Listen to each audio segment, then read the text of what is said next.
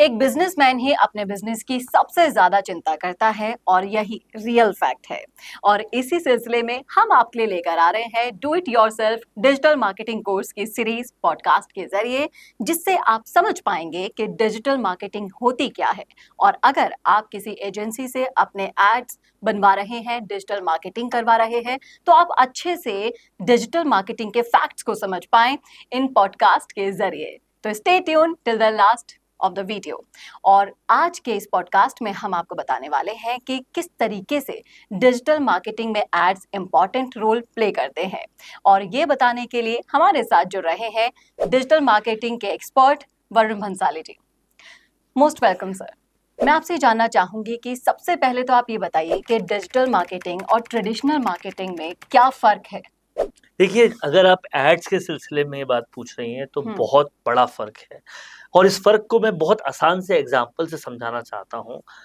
Traditional marketing में मसलन हम अखबार में जब ऐड देते हैं तो वो ऐड हमने जिस भी प्रोडक्ट का दिया, अब उस प्रोडक्ट का लेना देना आप मान लीजिए एक पर्टिकुलर एज ग्रुप से होगा। फॉर एग्जांपल मान लीजिए कि वृद्ध अवस्था में जो लोग हैं उनसे उस ऐड का लेना देना है, लेकिन उस ऐड को पढ़ेंगे सभी, देखेंगे सभी।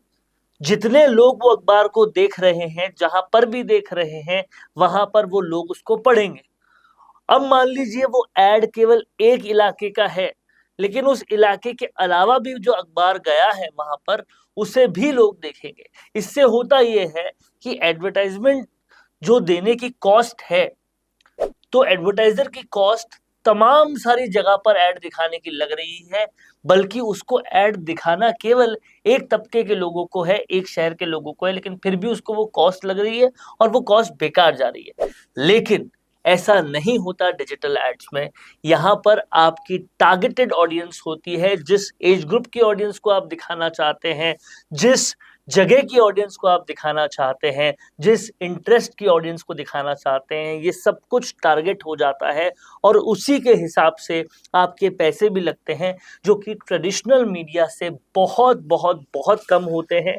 और इसीलिए ही कहीं ना कहीं बहुत कॉस्ट इफेक्टिव होने के साथ साथ बहुत टारगेटेड अप्रोच के साथ डिजिटल मीडिया के एड्स काम करते हैं, और यही सबसे बड़ा डिफरेंस है। जी, इसी के साथ साथ अगर हम सोशल मीडिया प्लेटफॉर्म्स की बात करें जिन पर ये डिजिटल एड्स रन होते हैं, तो हम अगर फेसबुक की बात करें तो फेसबुक हमें किस तरीके से लोगों तक बात पहुंचाने में हेल्प करता है। देखिए, आप समझिए कि फेसबुक है क्या। फेसबुक एक सोशल मीडिया प्लेटफॉर्म है जिसको आपने साइन इन किया हुआ है, लॉग इन किया हुआ है, ताकि आप अपने पिक्चर्स शेयर कर पाएँ, अपने फ्रेंड्स एंड फैमिली के साथ उन्हें साझा कर पाएँ, उनके काम देख पाएँ, वो क्या कर रहे हैं, उन्होंने क्या पोस्ट किया वो देख पाएँ। इस लालच से आपने फेसबुक को साइन अप किया है, उसको लॉग इन किया है। अब ऐसे ही हजारों लाखों लोगों ने लॉग इन कर रखा है, तो फेसबुक के पास उन हजारों लाखों करोड़ों अरबों लोगों का डेटा है, राइट। अब आप अगर उन लोगों को या उनमें से कुछ टारगेटेड लोगों को अपना ऐड दिखाना चाहते हैं, तो आप फेसबुक को पैसे देते हैं कि आपके पास जो करोड़ों लोग हैं, उनमें से इस एज ग्रुप के, इस डेमोग्राफिक्स में रहने वाले लोगों को मेरा ये ऐड दिखाया जाए। तो फेसबुक जितने आपने पैसे दिए हैं और जो जो आपने इंटरेस्ट डेमोग्राफिक्स टारगेट तय किए हैं, उसके हिसाब से उन लोगों तक जिनको आपने टारगेट किया है, उन तक आपका ऐड पहुंचा देता है। वो सिर्फ पहुंचाने का काम करता है। अब वो आपका ऐड देखेंगे कि नहीं, लाइक करेंगे कि नहीं, उस पर क्लिक करेंगे कि नहीं, ये सब लोगों पे निर्भर है। फेसबुक आपने जिन लोगों को चाहा है उस तरह के लोगों को ऐड पहुंचा देता है। जी, लेकिन जब हम ऐड चलाने की बात करते हैं तो कई लोगों की शिकायत ये रहती है कि हमने तो हमारे वीडियोस पर एड्स भी चलाए हैं लेकिन फिर भी कन्वर्जन नहीं मिलता। तो इस समस्या का क्या समाधान है। देखिए, ये सबसे बड़ा सवाल है, आपको इस बात को बहुत गहराई से समझना पड़ेगा। जैसा कि मैंने अभी बताया कि आप जो पैसे फेसबुक, इंस्टाग्राम या और भी किसी सोशल मीडिया प्लेटफॉर्म को अपना ऐड रन करने के लिए देते हैं, तो वो उस पैसे से केवल रीच पहुंचाते हैं, यानी कि आपका ऐड उन लोगों तक पहुंचाते हैं। वो देखते हैं कि नहीं, इतने सारे ट्रैफिक में वो उस पर रुकते हैं कि नहीं, उस पर क्लिक करते हैं कि नहीं, ये सब आप पे निर्भर करता है। और आप पे निर्भर करने का मतलब वो एलिमेंट जिस पे आप ऐड चला रहे हैं, वो पिक्चर, वो वीडियो जिस पे आप ऐड चला रहे हैं, उस पे डिपेंड करता है। वो कितना अट्रैक्टिव है, वो कितना रोक सकता है ट्रैफिक को, उस पर निर्भर करता है। ये बिल्कुल उस तरह से है कि रोड पे बहुत सारे लोग चल रहे हैं, कौन सा होर्डिंग उन्हें अट्रैक्ट कर सकता है, लोग उसको देखकर वो चीज़ खरीदते हैं। ठीक वैसे ही आपकी सोशल मीडिया पर जिस पोस्ट पर आप ऐड लगा रहे हैं, वो कितनी अट्रैक्टिव है। और इसीलिए कहीं न कहीं वीडियोज़ को लोग आजकल बहुत पसंद कर रहे हैं, क्योंकि वीडियोज़ पर जब ऐड पहुँचता है किसी के पास, तो वो सबसे पहली बात तो फ़ेसबुक के वीडियो ऑटो रन फीचर का आनंद ले पाते हैं। फ़ेसबुक पर वीडियो प्ले नहीं करना पड़ता, वो ऑटो रन होता है। और वो वीडियो अगर अच्छा और अट्रैक्टिव है, तो उस पर लोग रुक जाते हैं। और कहीं न कहीं वो पोस्टर जो पूरी बात नहीं समझा पाता, वीडियो काफ़ी हद तक प्रोडक्ट की बात समझा देता है। इसीलिए लीड के पीछे पड़ने, कॉल करते रहने की कम ज़रूरत पड़ती है और सीधा वो कन्वर्ट होने की दिशा में आगे बढ़ती है।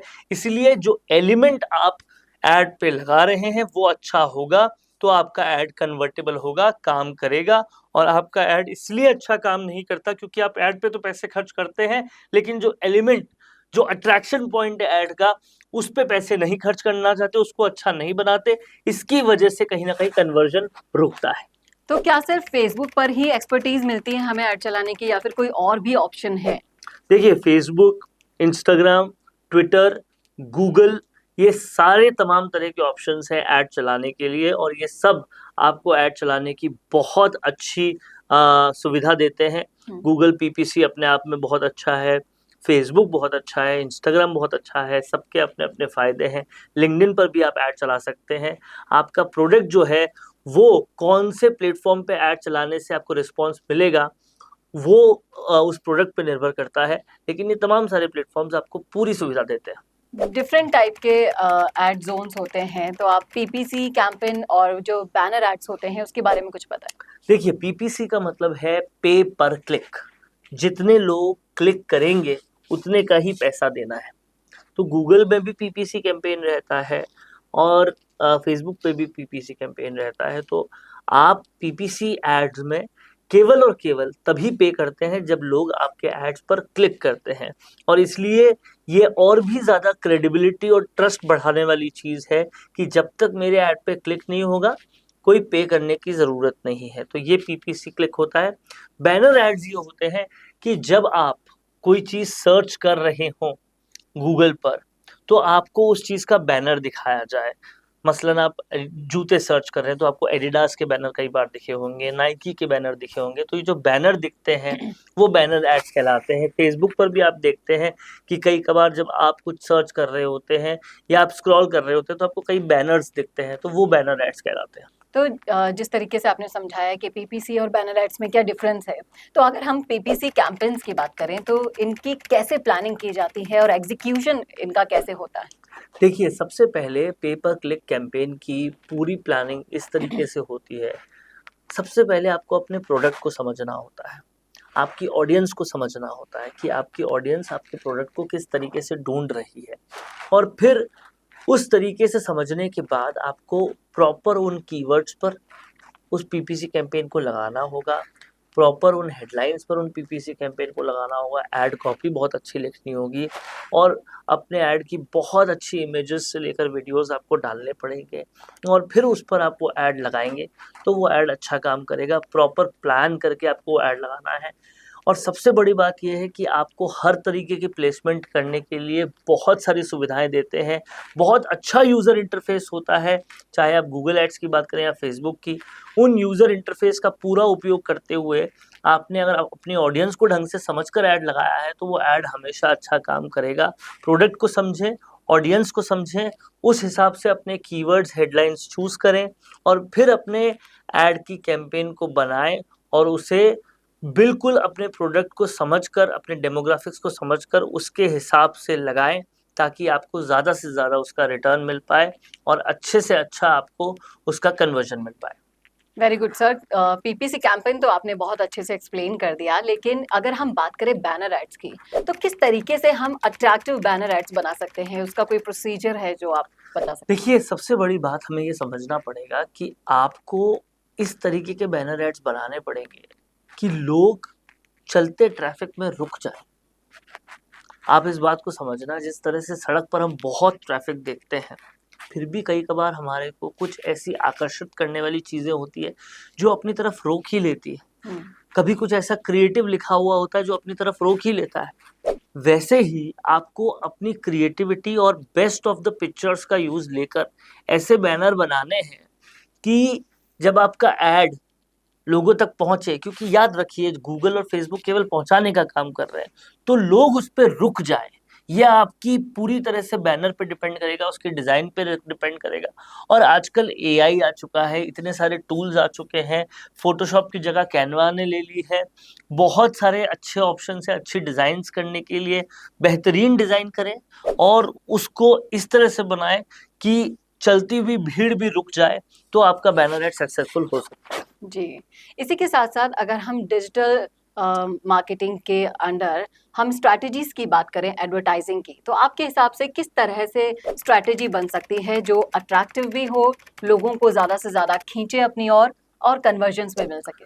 देखिए, आपकी स्ट्रैटेजी जो होगी वो पूरी तरह से टेलर्ड होगी आपके प्रोडक्ट के मुताबिक, आपके सर्विसेज के मुताबिक, आपकी ऑडियंस के मुताबिक, और इसीलिए यहीं पर रिक्वायरमेंट होती है आपको एड एक्सपर्ट की। कोई अगर कभी भी ये सोचता है कि यहाँ तो फेसबुक पे नीचे लिखा हुआ आ रहा है बूस्ट पोस्ट, क्लिक ही तो करना है, एड लग जाएगा, जितना पैसा मांगेगा दे देंगे और एड बहुत अच्छा चल जाएगा। नहीं, ऐसा नहीं होता। एड एक्सपर्ट जब एड को चलाते हैं या जब आप किसी ये सर्विस किसी एक्सपर्ट को देते हैं, तो वो पूरी तरह से सुनिश्चित करता है कि आपके जो एड्स है उसकी हेडलाइंस बेस्ट हो, कीवर्ड्स बेस्ट हो, उस पर बैनर्स बेस्ट बने हुए हो, उसके वीडियोस बेस्ट हों, और फिर ही वो एड चलाता है और उसको रेगुलर मॉनिटर करता रहता है ताकि कहीं पर भी कुछ भी गलत ना हो। इसीलिए कहीं ना कहीं जो स्ट्रैटेजी मेकिंग का पार्ट है वो एक्सपर्ट के थ्रू होना ज़रूरी है कि वो पूरी स्ट्रैटेजी बनाए। आपका प्रोडक्ट किस एरिया में बिक सकता है, उस एरिया के लोगों को कैसे ऑनबोर्ड किया जा सकता है, कैसे वहाँ का कन्वर्जन रिस्पॉन्स है, उसके हिसाब से क्रिएटिव में क्या लिखा जाए कि लोग रुकें, कितना सुंदर क्रिएटिव बनना चाहिए, आज के ट्रेंड्स में क्या चल रहा है, उस पर क्या क्रिएटिविटी हो सकती है, ये सारी चीज़ें वो सोचेंगे। और उसके हिसाब से जब आपका फेसबुक ऐड लगेगा एड एक्सपर्ट के द्वारा, तो उस पर कन्वर्जन आएगा, रिजल्ट आएगा। दूसरी बात मैं ये कहना चाहता हूँ, वीडियो या फोटो जो भी ऐड में यूज कर रहे हो बेहतरीन करें जो ट्रैफिक को रोक पाए। जी, इसी के साथ-साथ क्वालिटी को मेंटेन रखना सबसे ज़्यादा ज़रूरी है। और अगर हम बात करें प्लेटफ़ॉर्म्स की, तो कौन-सा डिजिटल प्लेटफ़ॉर्म आपको सबसे बेस्ट लगता है अपने वीडियोज़ के लिए डिजिटल मार्केटिंग करने के लिए? देखिए, समझने वाली बात है कि इसमें हम किसी एक प्लेटफॉर्म की बात नहीं कर सकते, क्योंकि हर प्लेटफॉर्म की अपनी खूबी है। अगर आपको सर्च करके वीडियोस तक पहुंचना है तो यूट्यूब बेस्ट है। अगर आपको ऑल ऑडियंस में वीडियोस को सर्च करके पहुंचना है तो भी यूट्यूब बेस्ट है। लेकिन अगर आपको ऑल ऑडियंस में स्क्रॉल करते हुए पहुंचना है तो फेसबुक वो बेस्ट है। और अगर आपको केवल यंगस्टर्स में पहुंचना है तो इंस्टाग्राम बेस्ट है। अगर आपको इतनी सुविधा देनी ही नहीं है कंज्यूमर को कि वो प्ले का बटन दबाए, उसके साथ उसके सामने सीधा ही वो जब जाए तो चलता हुआ ही आए, तो उसके लिए फेसबुक बेस्ट है। आपको लिंक्स की फैसिलिटी चाहिए तो फेसबुक पे ज़्यादा मिल सकती है। इस तरीके से हर प्लेटफॉर्म की अपनी खासियत है। आपको सिर्फ अगर अल्ट्रा प्रोफेशनल लोग चाहिए जो कि टॉप पोस्ट पर हो, जो आम तौर पे फेसबुक इंस्टाग्राम इस पे कम पाए जाते हैं, तो आपको उसके लिए लिंक्डइन पे जाना पड़ेगा, वहाँ पे ऐड लगाना पड़ेगा।